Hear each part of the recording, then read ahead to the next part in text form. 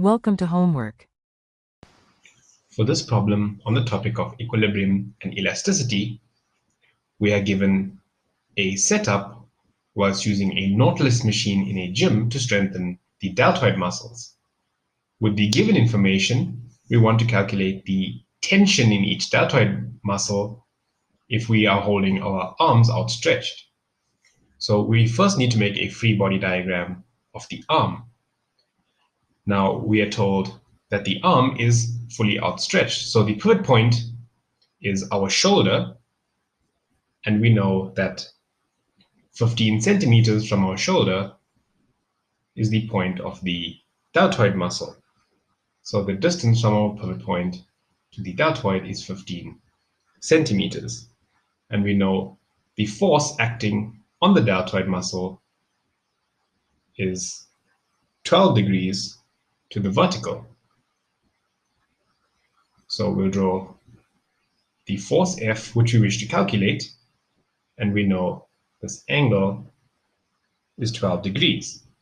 Now, if we break the force up into its components, the vertical component is F cos 12 degrees, and its horizontal component is F sine 12 degrees.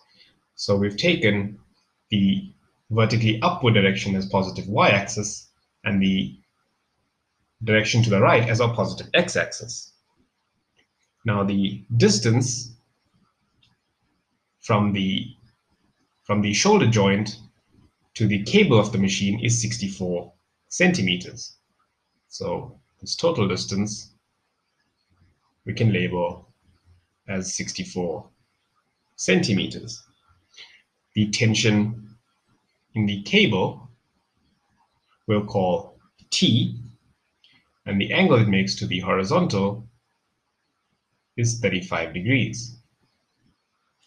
So the horizontal component of this tension in the cable is simply T times the cosine of 35 degrees, and the vertical component is T sine 35 degrees.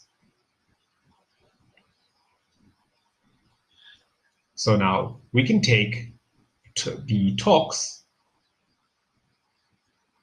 the anti-clockwise torques about the z-axis, which is perpendicular to the plane of the page as we look at the diagram,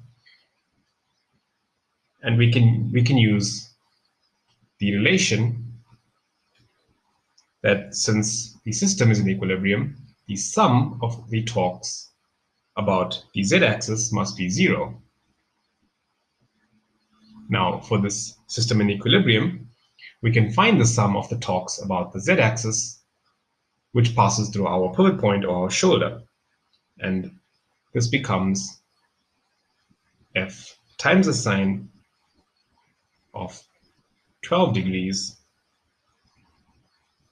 times the distance to the pivot point from the deltoid muscle, which is 15 centimeters, minus the force due to the tension in the cable, which is T times the cosine of 35 degrees, and the distance to the pivot point is 64 centimeters. And we know this must equal to 0. So we can rearrange this equation, and we can solve for not the tension, we can solve for the force, which is actually the tension in the deltoid muscle. So rearranging, we solve for F, and we get F to be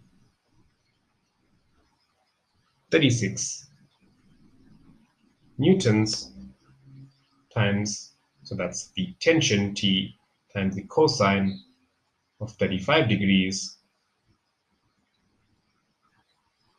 times the distance of 64 centimeters. We can keep our distances in centimeters since we have one in the bottom and the top which cancel out, divided by the sine of 12 degrees times the distance of 15 centimeters, which is the distance from the deltoid to the shoulder.